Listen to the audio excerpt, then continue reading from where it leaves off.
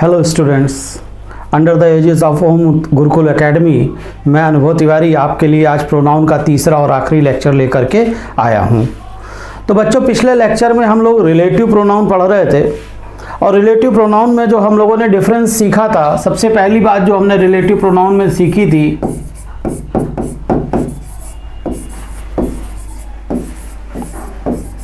वो डिफरेंस था हु और हुम के बीच में डिफरेंस करना। अगली बात जो हम लोग सीखने जा रहे हैं वो दैट को लेकर के कुछ बातें हैं, उनको हम लोग सीखते हैं। ठीक है, बल्कि आप कह लीजिए दैट वर्सेस इफ और वेदर, इनके बीच में कुछ डिफरेंसेस हैं, वो हम देखने जा रहे हैं। तो जो पहली बात है कि देखिए दैट बेसिकली जो है वो कंफर्म स्टेटमेंट को देता है, ऐसी बात जिसको लेकर के कोई भी एम्बिग्यूटी ना हो, किसी भी तरह का कोई डाउट ना हो, उसमें आप दैट का यूज करते हैं। जैसे everyone knows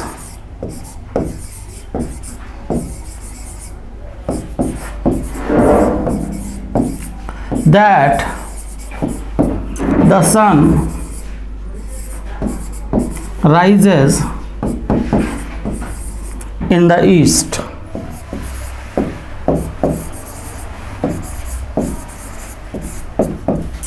Everyone knows that the sun rises in the east.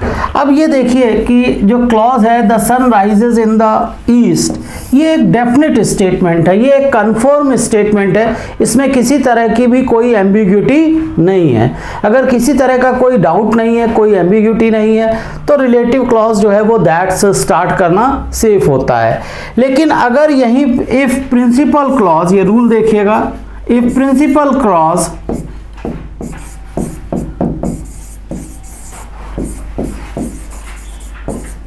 consist of,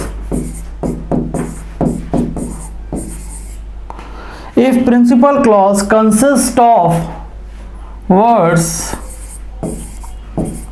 doubt or not sure, use if or whether। अगर प्रिंसिपल क्लॉज में, ये हिस्सा प्रिंसिपल क्लॉज का है, ये हिस्सा किसका है बच्चों? प्रिंसिपल क्लॉज का है। अगर प्रिंसिपल क्लॉज में इफ या डाउट वर्ड है या नॉट श्योर वर्ड है, तो फिर रिलेटिव क्लॉज को आप दैट से चालू नहीं करते हैं, इफ या वेदर से आप स्टार्ट करते हैं। एग्जाम्पल देखिएगा तो इसको बात आपको समझ में आएगी। जैसे I doubt that he is at home presently।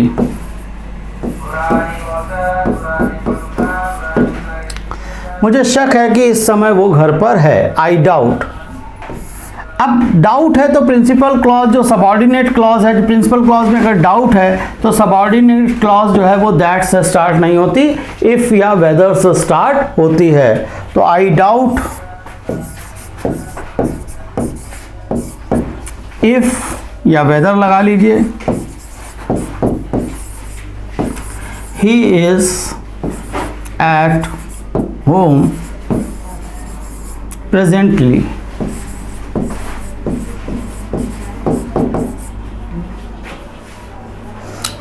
Like एक एग्जाम्पल और लेते हैं, सेम है। जैसे आई कैन नॉट से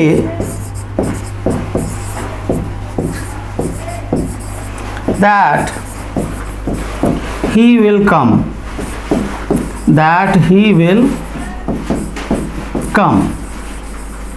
अब देखिए इसमें कहीं डाउट वर्ड नहीं है या नॉट श्योर वर्ड नहीं है, लेकिन कैन नॉट से फीलिंग क्या दे रहा है? मैं कह नहीं सकता कि वह घर पर है, मतलब हो सकता है वो घर पे हो सकता है वो घर पे ना भी हो, मैं इस बारे में कुछ कह नहीं सकता। He may be at home, he may not be at home.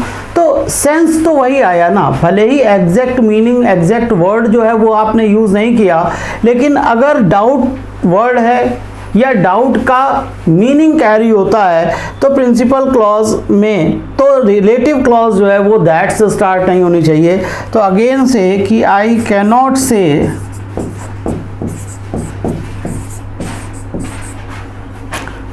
If और वेदर ही विल कम।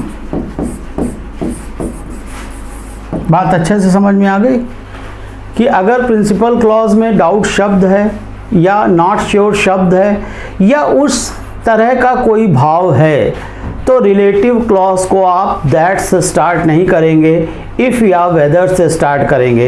एक इसमें लास्ट बात यह है कि अगर रिलेटिव क्लॉज और नॉट से एंड हो रही है, मेरी बात ध्यान समझिएगा, अगर रिलेटिव क्लॉज और नॉट से एंड हो रही है तो फिर वेदर ही लगाते हैं, तब इफ़ का कोई यूज़ नहीं है। जैसे आप एक एग्जाम्पल देखिए,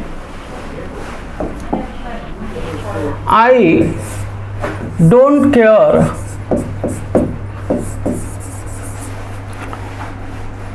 मान लीजिए ये एग्जाम्पल, इफ यू पास और नॉट। अब देखिए जब सेंटेंस को मैं और नॉट से एंड कर रहा हूं, ये रिलेटिव क्लॉज है, तो कनेक्टिंग वर्ड जो हमारा होना चाहिए, जो रिलेटिव प्रोनाउन हमें यहाँ यूज़ करना है वो वेदर ही होगा, ये कंफर्म है। तो ये सेंटेंस अगेन गलत हो गया, करेक्ट होगा I don't care whether you pass और नॉट। तो ये तीन बातें जो थी वो आपके रिलेटिव प्रोनाउन को लेकर के, रिलेटिव क्लॉज को लेकर के बहुत इंपॉर्टेंट थी। आपको हु और हुम में एग्ज़ाम पर्पस में बिल्कुल क्लियर होना चाहिए कि क्या डिफरेंस है, और आपको दैट और इफ़ वेदर के बीच में भी जो है वो डिफरेंस क्लियर होना चाहिए। अब रिलेटिव प्रोनाउन से जो हम रिलेटिव क्लॉज लगाते हैं उसके लिए एक और रूल है जिसको कि आपको समझना बहुत इम्पॉर्टेंट है। रूल क्या होता है कि जो रिलेटिव क्लॉज की वर्ब है और जो रिलेटिव क्लॉज के अंदर आए हुए प्रोनाउन हैं वो रिलेटिव क्लॉज के पहले आए नाउन या प्रोनाउन से गवर्न होते हैं। मेरी बात को दोबारा समझिए, द वर्ब रूल है, इसको इंपॉर्टेंट करके याद कर लीजिएगा। याद करने से ज़्यादा जरूरी है कि आप इस बात को समझ लें। द वर्ब और pronoun that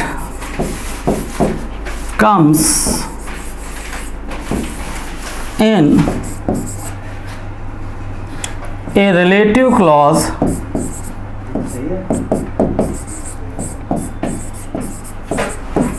depends upon the noun or pronoun just before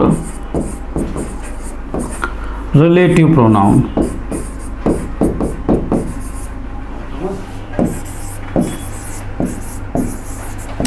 ये तो रूल हो गया, इसको मैं समझाता हूँ कि रिलेटिव क्लॉज के अंदर जो भी वर्ब आएगी या जो भी प्रोनाउन आएगा वो गवर्न होगा, वो डिपेंड करेगा उस नाउन और प्रोनाउन पर जो रिलेटिव प्रोनाउन के ठीक पहले आया हुआ है। देखिए इसको एग्जाम्पल में देखिए, सबसे पॉपुलर एग्जाम्पल जो है, जो आपको पहली बात जो है, लाइक ये एग्जाम्पल बहुत पॉपुलर है इंग्लिश में, it is I who am teaching you English.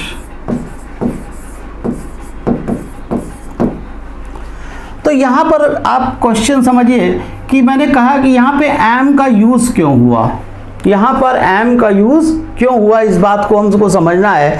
तो जो रूल है वो क्या कहता है कि रिलेटिव क्लॉज के बाद जो भी वर्ब आ रही है या अंदर जो भी प्रोनाउंस आ रहे हैं वो रिलेटिव क्लॉज रिलेटिव प्रोनाउन के पहले जो नाउन या प्रोनाउन आया है उसके ऊपर डिपेंड करेंगे।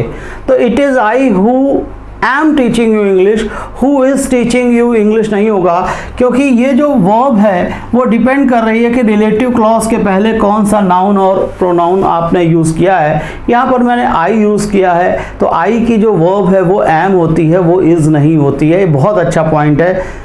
एक और एग्जाम्पल देखिए इसमें, जैसे I am not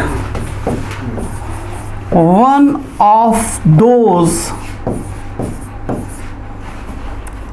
who believe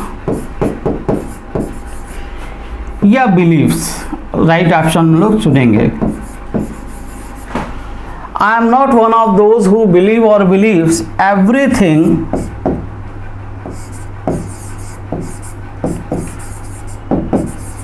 I or they here। I am not one of those who believe everything या who believes everything I hear या they hear। अब यहाँ पर ये चीज़ आपको बहुत क्लियर हो जाएगी। देखिए मैंने कहा कि ये वर्ब कौन सी होगी, सिंगुलर होगी या प्लूरल होगी, और ये प्रोनाउन हम कैसे डिसाइड करेंगे अंदर जो आ रहे हैं। उसका जो बेस वर्ड होता है वो रिलेटिव क्लॉज के पहले आया हुआ नाउन या प्रोनाउन होगा। तो रिलेटिव क्लॉज के पहले जो वर्ड आया है वो क्या आया है, देखिए दोज। तो दोज वर्ड कैसा है, ऑब्वियसली प्लूरल है। तो प्लूरल वर्ड के लिए या प्लूरल प्रोनाउन के लिए वर्ब कैसी लगनी चाहिए, प्लूरल वर्ब लगनी चाहिए। सभी को पता है कि वर्ब में एस लगता है तो वर्ब सिंगुलर हो जाती है। तो यहाँ पर विदाउट एस प्लूरल वर्ब आपने जो यूज़ करनी है वो यूज़ करनी है बिलीव।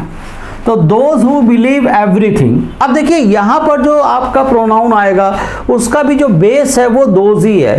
तो those who believe everything they here, those who believe every, those का के लिए जो रेफरेंस प्रोनाउन है वो आई और दे में कौन सा होगा, जी हाँ दे होगा।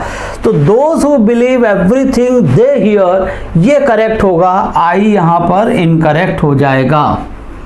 बात आपको आशा है कि अच्छी तरह से ये बात समझ में आ गई होगी। देखिए सेंटेंस कहना क्या चाहता है, those who believe everything they hear, वे लोग जो हर उस बात पर विश्वास कर लेते हैं जिन्हें वे सुनते हैं। आई एम नॉट वन, मैं उनमें से नहीं हूँ। आई एम नॉट वन, मैं उनमें से नहीं हूँ। किन में से नहीं हूँ, those who believe everything they hear, वे लोग जो हर उस बात को बिलीव कर लेते हैं जिन्हें वो सुनते हैं। तो आई होप ये चीज़ आपको क्लियर हो गई होगी।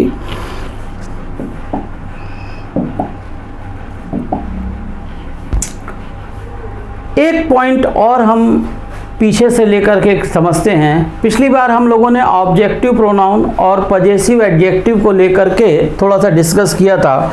उस पॉइंट को यहाँ पर एक पॉइंट वहाँ पे रह गया था, उसको हम लोग और डिस्कस करते हैं, फिर हम इसका अगला टॉपिक पढ़ना चाहते हैं। तो हम लोग डिस्कस क्या कर रहे थे, objective pronoun versus possessive adjective.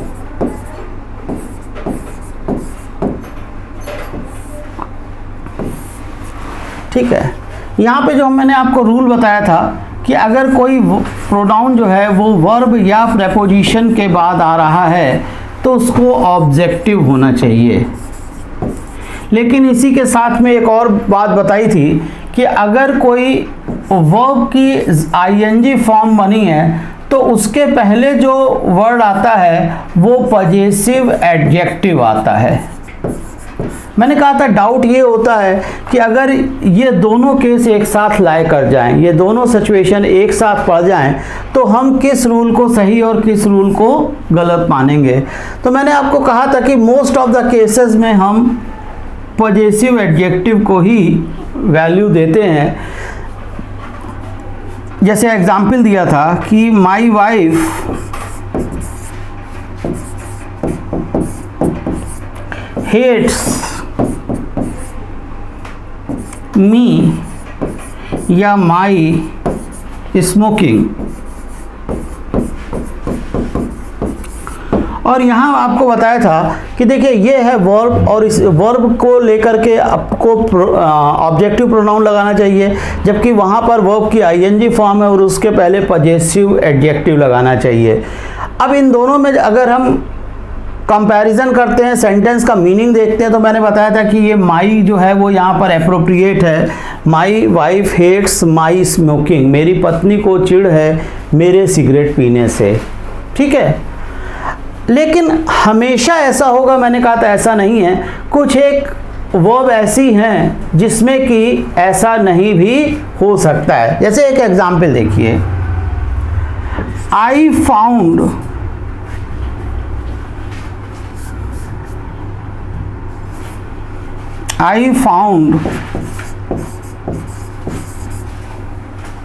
him or his locking the door.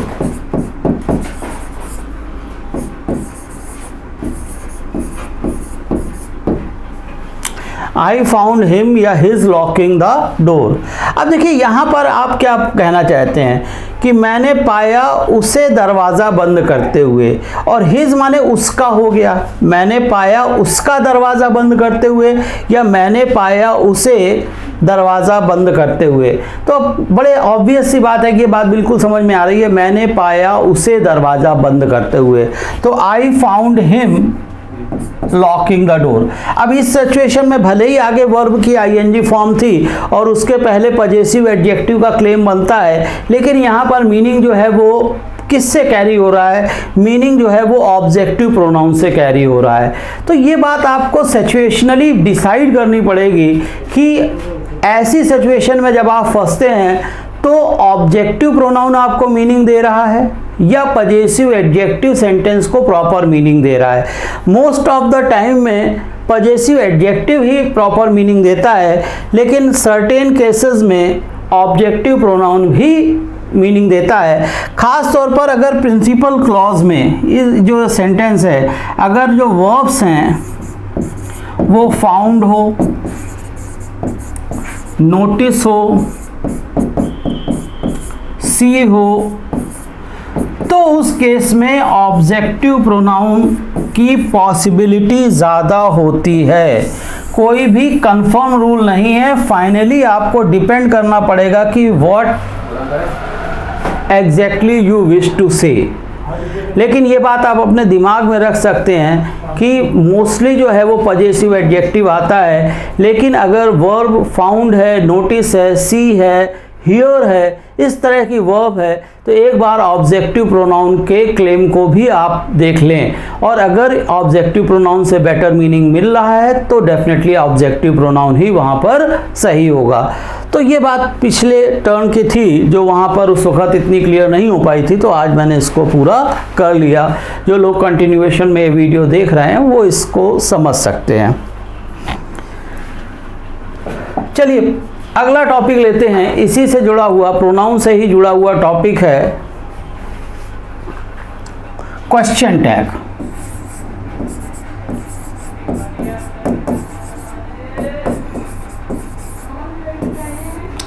कभी कभी इस टॉपिक को प्रोनाउन में भी पढ़ा दिया जाता है। कुछ बुक्स आप उठा के देखेंगे तो उनमें प्रोनाउन में भी दिया है ये टॉपिक, कुछ बुक्स में ये टॉपिक वर्ब में भी दिया है, दोनों का ही मिला जुला रूप है।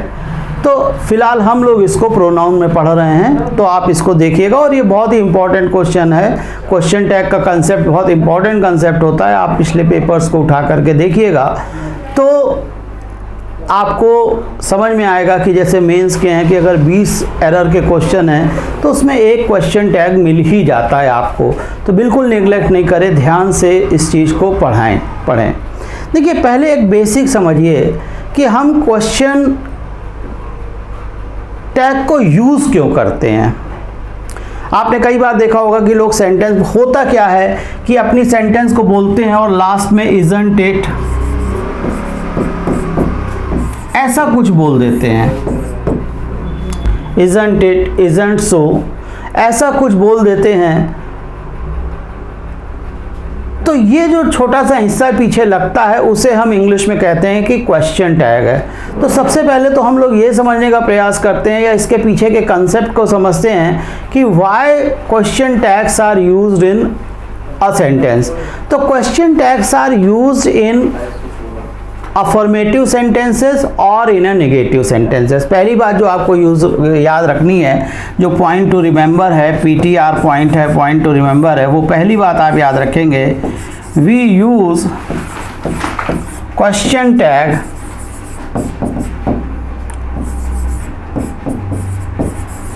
Eight the end of an affirmative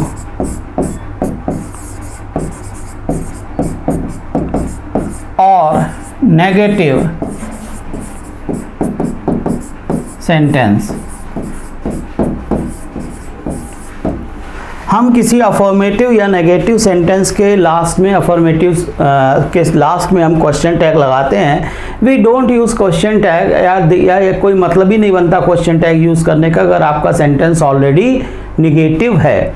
अब कब लगता है, इसका भी जवाब आप समझ लीजिए कि we use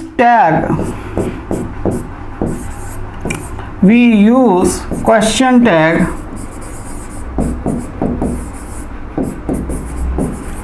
at the end of the sentence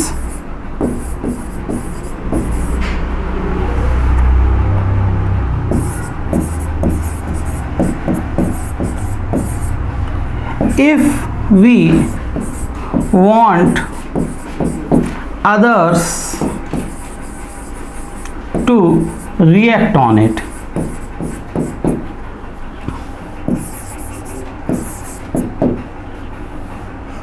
ठीक है, हम किसी सेंटेंस के लास्ट में क्वेश्चन टैग तब लगाते हैं जब हम चाहते हैं कि सामने वाला हमारी बात पर कुछ रिएक्ट करे और हम कोई क्वेश्चन पूछ भी नहीं रहे हैं। जैसे मैंने सिंपली किसी से पूछा कि you are going to school today. अब ये कोई क्वेश्चन होता तो are you going to school today होता, बट आई सिंपली सेड कि you are going to school today और मैंने इसको टैग किया अरेंट यू। ये इसका जो टैग है वो बना कि aren't you means I want him to answer. जैसे Mrs Sarla teaches you English, तो इजंट शी या डजंट शी, जो भी इसका सही है। तो जो टैग लगा है वो बात है मिसेस सरला आपको इंग्लिश पढ़ाती हैं। अब ये बात कह के चुप हो गया तो सामने वाला मुझे क्या आंसर देगा। लेकिन अगर इसके पीछे मैं टैग लगाता हूँ डजंट शी, तो डेफिनेटली मुझे कुछ आंसर देगा कि yes she teaches are English या no she doesn't teaches English. तो we use question tag at the end of a sentence when we want others to react। ये बात बेसिकली याद रखिएगा कि क्वेश्चन टैग को हम तब किसी सेंटेंस के एंड में यूज़ करते हैं जब हम ये चाहते हैं कि सामने वाला उस बात पर कुछ ना कुछ रिएक्ट करे। और क्वेश्चन टैग किन सेंटेंसेस में लगता है? क्वेश्चन टैग या तो अफर्मेटिव सेंटेंसेस में लगता है या निगेटिव सेंटेंस में लगता है। इंट्रोगेटिव सेंटेंस में क्वेश्चन टैग लगाने का कोई मतलब नहीं है, ना ही लगाया जाता है। अब इसको समझने के लिए पहली बात जो हम लोगों को याद रखनी है, देखिए आप ये याद रखिए, either the sentence part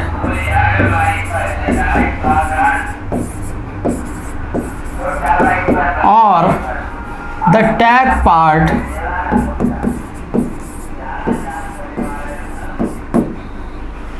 remain negative. देखिए सेंटेंस लेंगे तो सेंटेंस में एक सेंटेंस पार्ट होगा जो आपने कहा है और एक टैग पार्ट होगा। ये टैग है और एक ये सेंटेंस पार्ट है।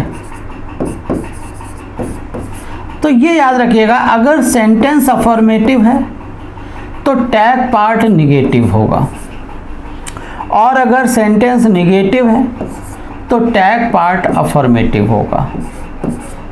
ये बात याद रखिएगा, दोनों में से कोई एक पार्ट ही निगेटिव होता है दोनों पार्ट एक साथ निगेटिव नहीं होते हैं, या दोनों पार्ट अफर्मेटिव नहीं होते। या तो सेंटेंस पार्ट अफर्मेटिव होता है तो टैग पार्ट निगेटिव हो जाएगा, अगर सेंटेंस इटसेल्फ निगेटिव है तो उसका टैग अफर्मेटिव बनेगा। ये बात आप पहली बात इसको याद रखिएगा। देखिए टैग कैसे बनता है, तो जो भी सेंटेंस आपने लिया है उसकी हेल्पिंग वर्ब लीजिए। अगर ये सेंटेंस पॉजिटिव है तो हेल्पिंग वर्ब लीजिए, नॉट लगाइए, और जो सब्जेक्ट है उसे रिपीट करके आप क्वेश्चन मार्क लगा दीजिए। हेल्पिंग वर्ब में नॉट लगाइए और सब्जेक्ट लिख करके उसमें क्वेश्चन मार्क लगा दीजिए। अगर सेंटेंस निगेटिव है तो सिर्फ हेल्पिंग वर्ब लिखिए। सब्जेक्ट के लिए जो भी यहाँ पर सब्जेक्ट में, यहाँ पे जो सब्जेक्ट के लिए रिलेटिव प्रोनाउन हो, प्रॉपर प्रोनाउन हो, वो डालिएगा। तो वो प्रोनाउन लिखिए और क्वेश्चन मार्क लगा दीजिए। तो देखिए सेंटेंस अफर्मेटिव है तो टैग निगेटिव है, सेंटेंस निगेटिव है तो टैग पॉजिटिव है। ये बात आपको बेसिक याद रखनी है। और टैग में हेल्पिंग वर्ब में नॉट लगाया जाता है या हेल्पिंग वर्ब से नॉट हटा करके टैग पार्ट को बनाया जाता है। एक और आखिरी बात याद करिएगा कि जो हेल्पिंग वर्ब में जो नॉट आप लगाते हैं वो हमेशा as a one word use किया जाता है। जैसे आपको लिखना है डिड नॉट, मान लीजिए मुझे डिड नॉट लिखना है, तो डिड नॉट अगर टैग पार्ट में लिखा जाएगा तो ये डिडंट ही लिखा जाएगा। ये बात आपको याद रखनी है। टैग पार्ट में हेल्पिंग वर्ब और नॉट को अलग अलग करके नहीं लिखा जाता है।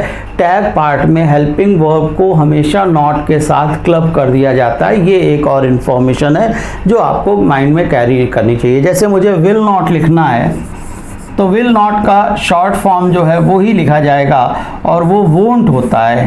ये भी बड़ी अच्छी बात है।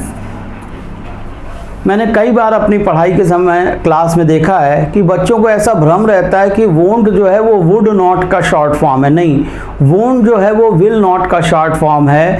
वुड नॉट का जो शॉर्ट फॉर्म है वो वुडंट होता है। ये ध्यान रखेंगे। चलिए अब कुछ क्वेश्चंस करते हैं तो उनसे ये बात आपको समझाते हैं। एक बेसिक सेंटेंस लेते हैं। मान लीजिए मैंने लिया Mrs Sarla teaches you English, और एक सेंटेंस लिया Mrs Sarla does not teach you English।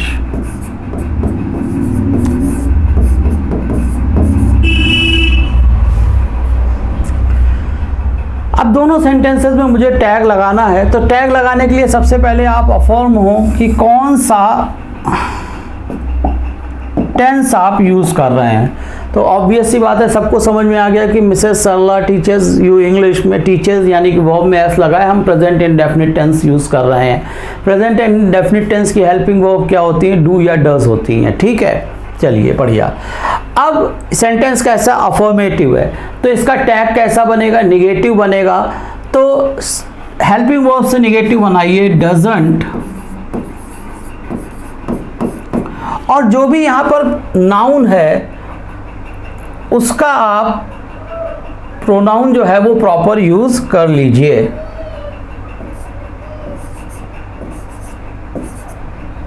जो भी नाउन है तो उसके लिए क्या बन जाएगा यहाँ पे? शी, डजंट शी, ये इसका टैग बन गया। इस सेंटेंस का देखें, Mrs Sarla does not teach you English, तो अब इसका क्या है? ये सेंटेंस नेगेटिव है तो टैग कैसा होना चाहिए? हाँ जी, अफर्मेटिव होना चाहिए। तो अफर्मेटिव टैग बनाएंगे, इंट्रोगेटिव सेंटेंस बनाएंगे, तो डज शी।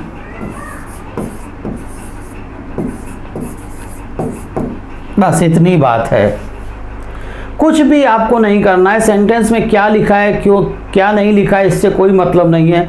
आप सिंपली उसका सब्जेक्ट देखिए, सब्जेक्ट के लिए जो प्रॉपर प्रोनाउन है उस पर गौर करिए, और जो हेल्पिंग वर्ब है उससे आप टेंस को डिसाइड करिए। सेंटेंस अफर्मेटिव है तो निगेटिव करके टैग बना दीजिए, सेंटेंस नेगेटिव है तो अफर्मेटिव करके टैग बना दीजिए। जैसे एक और एग्जाम्पल लेते हैं, यू वेंट देयर yesterday। अब इसका मुझे टैग बनाना है। तो सबसे पहला काम क्या है कि आप सेंटेंस की वर्ब से टेंस को डिसाइड कर लीजिए। वेंट सेकंड फॉर्म है यानी पास्ट टेंस हो गया, ठीक, पहली बात। दूसरा ये देखिए कि सेंटेंस अफर्मेटिव है निगेटिव है, ऑब्वियसली अफर्मेटिव है तो टैग कैसा बनेगा, निगेटिव बनेगा। तो पास्ट टेंस की हेल्पिंग वर्ब पास्ट इंडेफिनिट की क्या है, डिड, और निगेटिव क्या हो जाएगा, डिड नॉट। लेकिन ध्यान क्या करना है कि अगर आप हेल्पिंग वर्ब में नॉट लगा रहे हैं और आप टैग पार्ट में हैं तो आपको एज अ वन वर्ड ही लिखना पड़ेगा। तो मैंने लिखा didn't,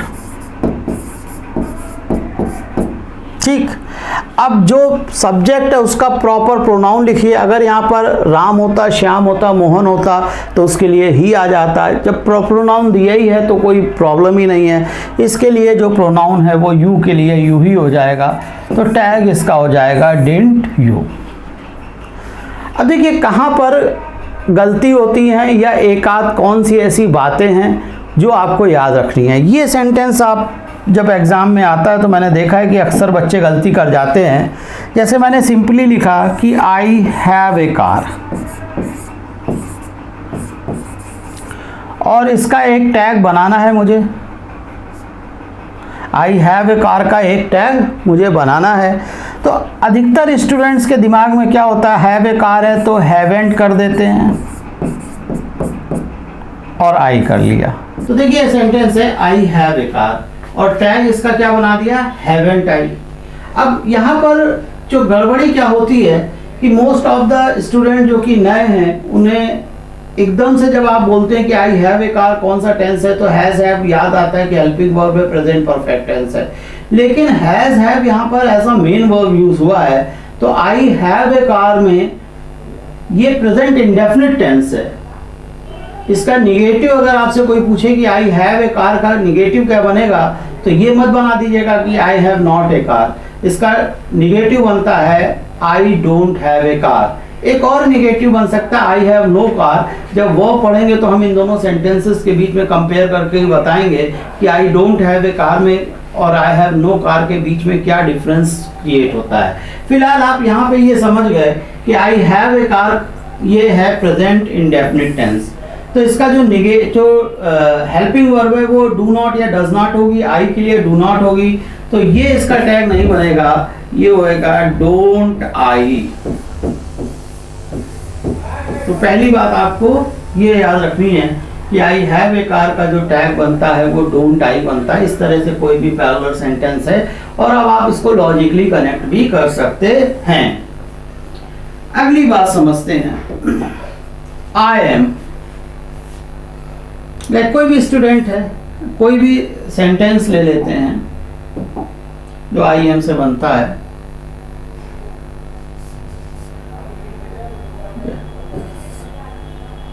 I am a teacher.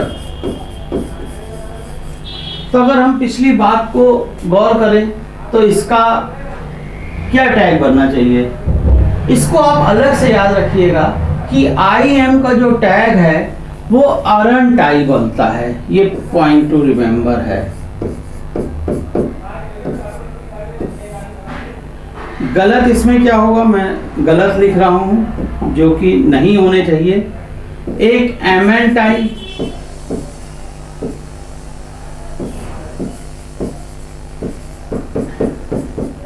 या don't I,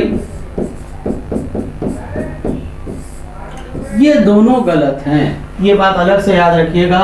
I M a teacher का टैग अरंट आई बनता है, लेकिन उसी में फिर आपको एक बात याद रखनी है कि अगर मैं आई एम नॉट करूं, like I am not a teacher, तो इसका टैग वापस एम आई बनता है। तो ये जो है दूसरी बात आपको याद रखनी है कि I am not a teacher, I am not का टैग एम आई बनता है, लेकिन आई एम का जो टैग है वो अरंट आई बनता है। इस बात को अलग से आप याद रखिएगा। अगला जो इसमें खास तौर पे आपको पढ़ना है, वो आपको जो समझना है वो है इंपरेटिव सेंटेंस।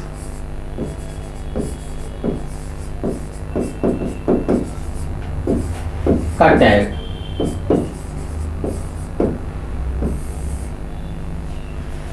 देखिए इंपरेटिव सेंटेंस जो हैं they may be affirmative, they may be negative. Like कुछ भी हो सकता है, जैसे मैंने कहा गो देयर या डोंट गो देयर।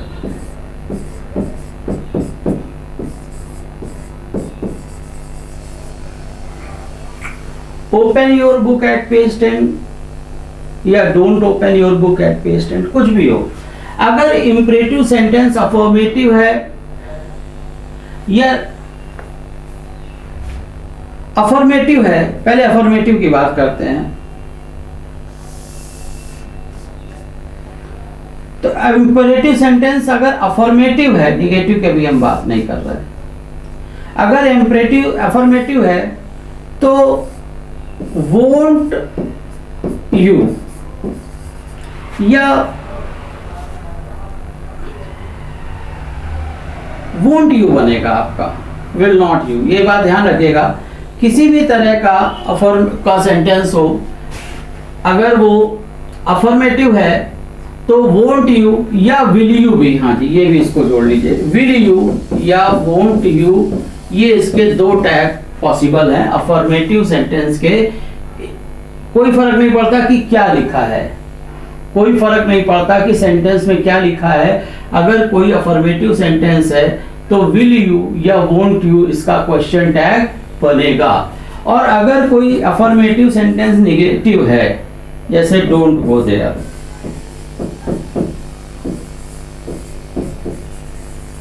या डोंट ओपन द विंडो,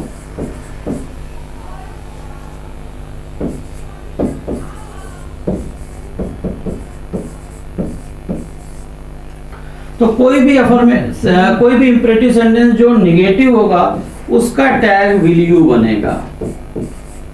बस इतनी सी बात आपको याद रखनी है। मैं एक बार फिर रिपीट कर देता हूं, थोड़ा सा कंफ्यूजन सा ना हो गया हो, कि आप इंपरेटिव सेंटेंस में क्या लिखा है इस बात का कोई मतलब नहीं होता। टैग में वैसे भी क्या कंटेंट है इससे टैग को कोई मतलब नहीं होता। टैग जो है, जो पहले भी आपने देखा कि वो सिर्फ डिपेंड करते हैं कि हेल्पिंग वर्ब क्या है और सेंटेंस अफर्मेटिव है या नेगेटिव है। इन्हीं दो बातों से टैग का मतलब होता है और सब्जेक्ट से टैग का मतलब होता है। इसके अलावा कंटेंट से, सेंटेंस में क्या बात लिखी है इस बात का टैग से कोई खास कोई भी लेना देना नहीं होता। खास की तो बात छोड़िए। उसी तरह से जब आप इंपरेटिव सेंटेंस का बनाते हैं तो क्या लिखा है ये नहीं, सिर्फ आप ये देख लीजिए कि सेंटेंस अफर्मेटिव है या नेगेटिव है। अगर इंपरेटिव सेंटेंस आज्ञा का सूचक वाक्य जिन्हें आप कहते हैं वो अफर्मेटिव है तो विल यू या वोंट यू ये दोनों ही टैग वहां पर पॉसिबल हो जाएंगे। और अगर इंपरेटिव सेंटेंस नेगेटिव है तो विल यू जो है वो उसका एकमात्र टैग जो है वो इंग्लिश में बताया गया है। सिर्फ इतनी सी बात आपको याद करनी है। तीसरी बात जो है वो समझिए, आखिरी बात टैग से है। देखिए जब हम इंडेफिनिट प्रोनाउन की बात करते हैं, जैसे एवरीबडी, समबडी, ऐसे वर्ड्स को जब हम लेते हैं तो जनरल इंग्लिश में ये वर्ड हम सिंगुलर लेते हैं। जैसे मैंने क्या बोला कि एवरीवन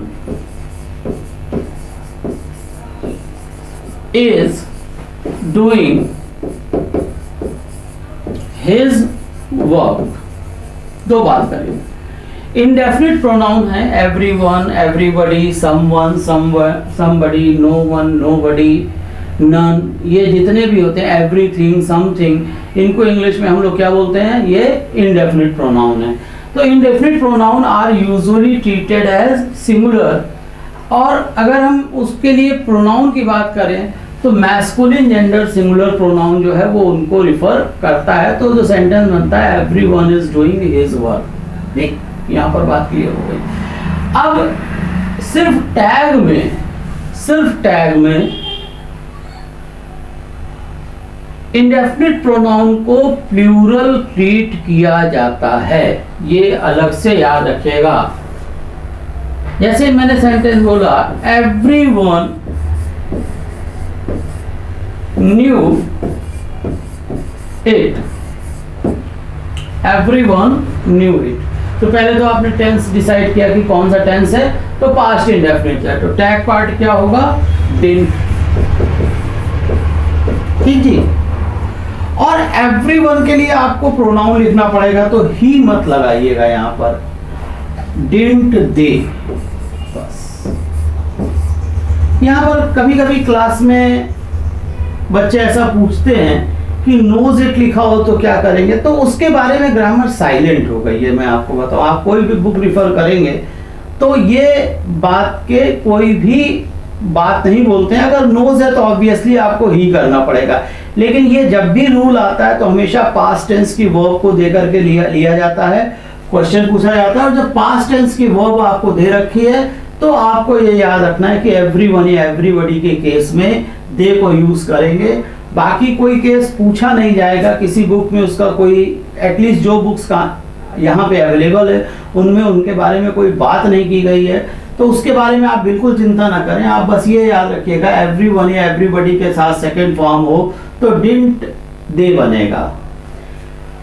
एक आखिरी बात करके आज के लेक्चर को समाप्त करता हूँ कि कई बार हम लोगों की आदत होती है कि हर टैग को इजंट इट लिख देते हैं। ये बात ध्यान रखिएगा कि इजंट इट हर चीज का टैग नहीं होता। हर सेंटेंस का टैग बनाने के लिए आपने रूल्स पढ़ लिए, अफर्मेटिव के पढ़ लिए, निगेटिव के पढ़ लिए, इंपरेटिव के पढ़ लिए, और ये है इजंट इट उन्हीं सेंटेंसेस का टैग होता है जो इट इज से स्टार्ट होते हैं, या कोई ऐसा प्रोनाउन है जिसके लिए आप इट को रिफर कर रहे हैं।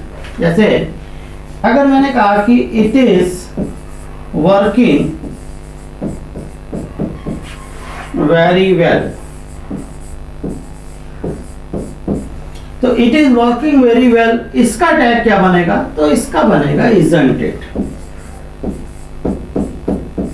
ठीक, हर सेंटेंस का आपके एग्जाम में मोस्टली टाइम आप देखेंगे, आप जब प्रीवियस ईयर क्वेश्चंस करेंगे, हम लोग भी यहाँ पर देखेंगे कि अधिकतर एग्जाम में कोई भी पार्ट लिखा हो उसका टैग जो है वो इजंट इट लिख देते हैं। तो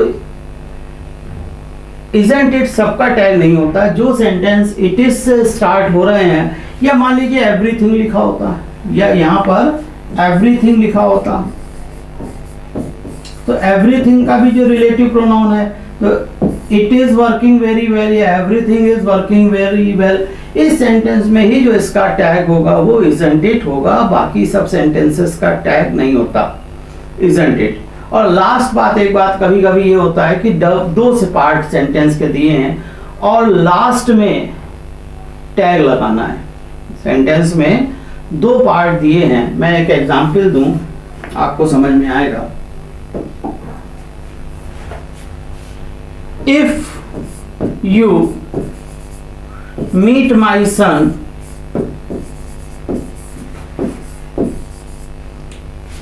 in the market,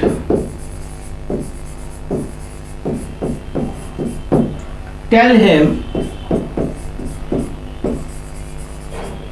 to come home। ये एक सेंटेंस है और मैंने कहा कि इसका टैग बनाए। इस तरह के टैग्स में कभी कभी डाउट होता है, तो डाउट नहीं करना है। बिल्कुल बेसिक पहली बात जो बताई थी कि टैग को इंग्लिश में क्यों यूज करते हैं, तो we use tag when we wants to others to react. हम टैग इसलिए लगाते हैं ताकि हमारी बात का कोई जवाब हमें सामने वाला दे, जबकि हम उससे कोई सीधा सीधा सवाल नहीं पूछ रहे होते हैं। तो यहाँ पे कौन सा पार्ट है, यू मीट माई सन, इसका जवाब चाहिए कि tell him to come home.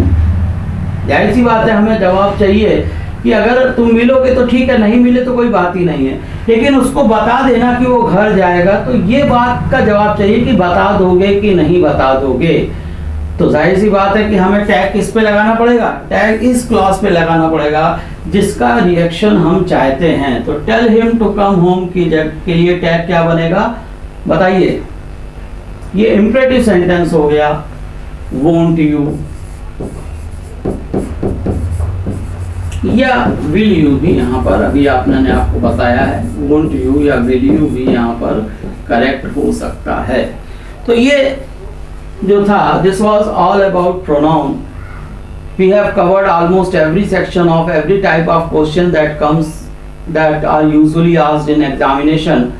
Next lecture में हम एक क्वेश्चंस करेंगे जो प्रैक्टिकली पिछले एग्जाम्स में आए हुए हैं, उनसे चीज़ें आपको और क्लियर होंगी। तब तक आप प्रैक्टिस करते रहिए, लगातार पढ़ते रहिए मन लगा करके। धन्यवाद।